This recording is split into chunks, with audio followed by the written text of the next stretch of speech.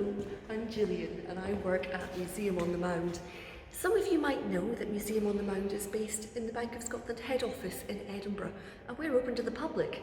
But the rest of the building isn't, and that's the part I'd like to tell you about today, and also tell you one of the less well-known stories of the building. But before we get into that, a bit about the Bank of Scotland. We were founded in 1695, and for the first 100 years we were based in offices around the Old Town. But in 1795 it was decided that we'd have a purpose-built headquarters here on the Mound. It wasn't the easiest of places to build.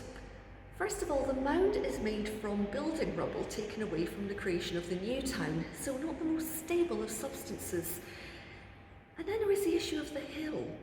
The building itself has a height difference of 16 metres or 52 feet from front to back, meaning some rooms which are below ground at the front are on ground level at the back. It's quite a strange structure. But the building itself originally was created by two pupils of Robert Adam, Robert Reid and Richard Crichton, and theirs was a much simpler building to this one. It wasn't very well liked. The prominent Victorian and Solicitor General for Scotland, Henry Cockburn, called this building a prominent deformity. Thankfully, that deformity wasn't to last for very long, because by the 1860s we'd outgrown this building and we needed something a bit bigger. So in came the architect David Bryce, who expanded the building significantly and put the grand facade that we still have today around the outside. Another thing he did was he converted what was a very simple one-storey telling hall into a very, very grand banking hall. You can see it through these doors just here, but this isn't the angle we're going to look at it from. I want to show you it from a slightly unusual view. So why don't you follow me up the stairs?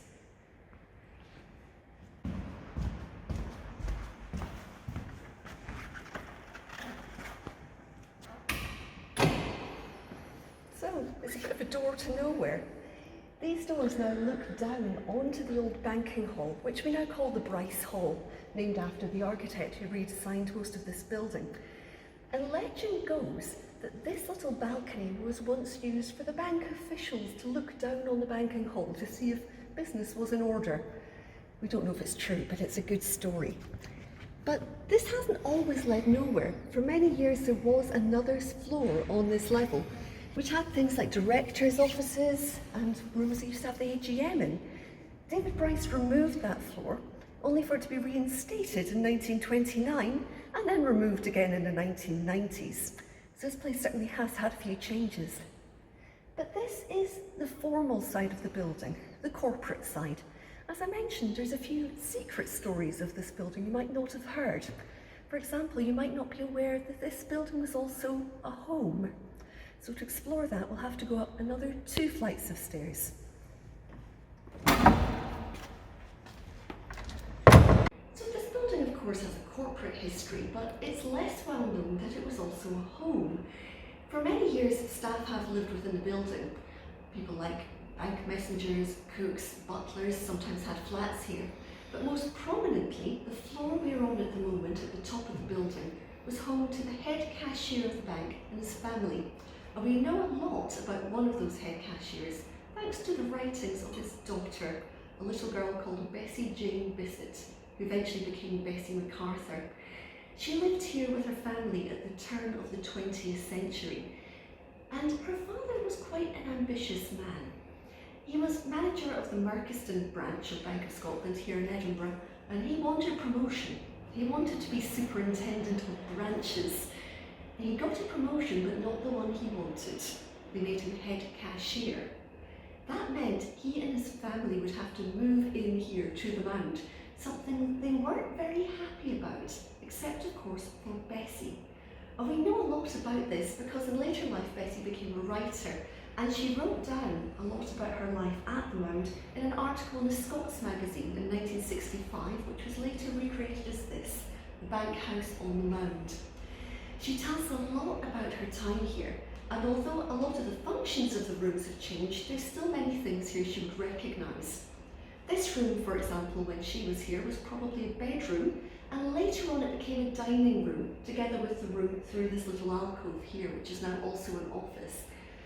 A dining room was important to the family because from time to time they had to cater for and entertain visiting members of bank staff. She tells us of one time when they were looking after the manager of the London chief office, and by all accounts it was a rather stern affair. That wasn't until Bessie was invited into the drawing room after supper. There was a butler bending down, putting coal on the fire, and she decided to go up and tickle him in the ribs.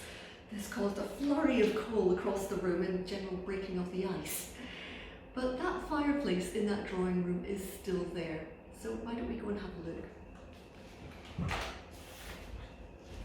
So this is the room which was once the family drawing room, and this is the fireplace where Bessie tickled that butler and caused such chaos. This room is now a meeting room, but from the 1930s to the 1950s, this was also the boardroom for the bank. It's now known as the Castle Room, which you can probably see why when you look at the view from this window over here. Excuse our scaffolding, we're having some work done. It's one of the best views of the city. The Castle Room is a fantastic place. Another thing you find in this room is this beautiful 18th century clock. It's by a man called Thomas Gordon, who was also a shareholder in the bank, together with his brother Patrick. We know this clock's been in the building for at least 200 years. What we don't know is whether it was here when Bessie's family used this room. We do know, however, that there was a piano here, because Bessie remembers hearing her mother play it late at night after Bessie had gone to bed. She would hear the sound of the piano coming down the hall, the sound of waltzes and reels. We don't know exactly where Bessie's bedroom was, but we do know it looked over this side of the building. She talks about the beautiful views you get from here, from Princes Street, through the New Town, over the Firth of Forth, and right to the coast of the Kingdom of Fife. And we know about this again because she mentions it in her book. She says here, "I remember one night when there was a severe thunderstorm. My father lifted me out of bed and held me up to the window to watch the tremendous flashes illuminating the then small coastal villages of Kinghorn and Burnt Island. Houses that could scarcely be seen in the daytime stood out clearly at every flash. Ever since, I've been more thrilled than frightened by thunderstorms."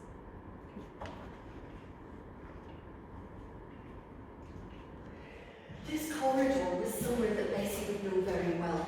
She treated this whole building like her playground, especially this area. One of her favourite toys was her bike. Her father taught her to ride a bike in Parliament Square, the side of St Giles Cathedral, and as soon as she could learn, there was no stopping her. She would freewheel down the Mound onto Princes Street with her feet off the pedals, narrowly avoiding the coach-drawn buses coming back at her. And this corridor was certainly somewhere she liked to practice.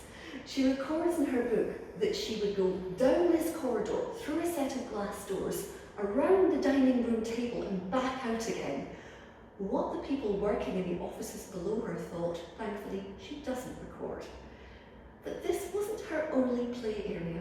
There was somewhere else she liked to play, and that's even further up this building at the very top.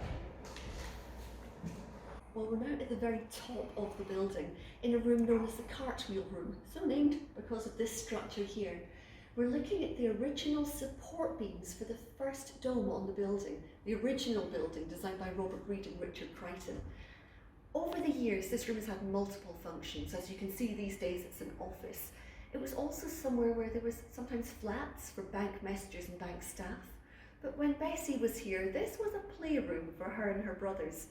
We know they used to play up here with toy soldiers and miniature cannons. The cannons, she says, were normally fired with dried peas, which could give a bit of a sting if they hit you. But the most exciting time they had with the cannons was the time one of her brothers discovered some gunpowder and fired the cannons with that. Thankfully, that only happened once before they were caught. I say thankfully for the preservation of the building. But if Bessie really wanted some peace and quiet, there was one last place she could go where hardly anyone goes. And that's where we're going to go next. When Bessie really wanted some peace and quiet, there was one place she knew she'd never be caught: the roof of the building. Saturday was pocket money day, and she would take her penny down to Bank Street and spend it on comics and sweets, and sit up here she would look up at the statue of Nike or Victory. It's on the very top of the building. And I have to wonder how many people realise there was an 8-year-old girl sitting at the top of one of the most prominent buildings in Edinburgh waving down at them. So we've been at the top of the building, and now for our last stop we've come all the way to the very bottom. We are now down in the depths of the building beside these huge safes. If you're wondering why the head cashier had to live here in the Mound, it's connected with these.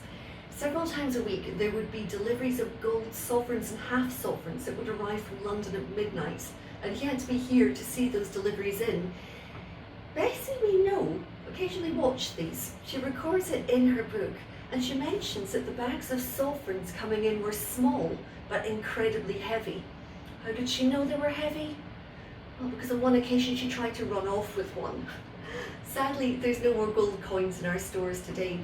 These safes now hold our stock for our gift shop in the museum. Fair to say we have the most secure pencils, pens and rubbers in the city. But because these safes were so secure and so far below ground, these were also used, together with one up the corridor here, as air raid shelters in the Second World War. Personally, I don't think I could imagine much worse. But by this point, Bessie was long gone from this building. Her father eventually became general manager of the chief office in Glasgow, and in 1914 Bessie married J.C.C. MacArthur. They moved to a sheep farm in Elvafoot in Lanarkshire, and from there she had children and became a writer and a poet, mainly writing in Scots. Her work included this rather poignant book, Last Leave, written about her son John, RAF reservist, who died aged 22 in the Second World War. She was very involved in the Scottish arts and crafts movement, and for several years she was convener of the Edinburgh Clarsach Society, which looks at the preservation and playing of ancient Scottish harps. Bessie died in 1983 at the grand old age of 94, leaving a legacy of poetry and prose, and most importantly for us, her story of her life in the bank house in the Mound. Well, that just about wraps up our tour for this morning. I hope you've enjoyed it. But if you want to know any more about the building, or indeed about money in general, do make sure to come in and see us at Museum on the Mound. But for now, thank you, goodbye.